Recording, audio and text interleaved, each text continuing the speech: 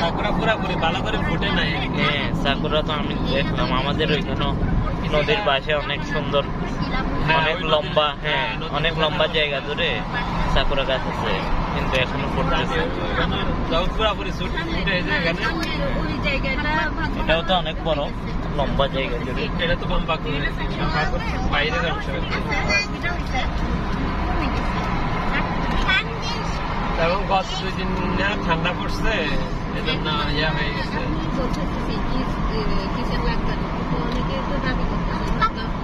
লাগবে তো এখন তো সবার কথা চিন্তা ভাবনা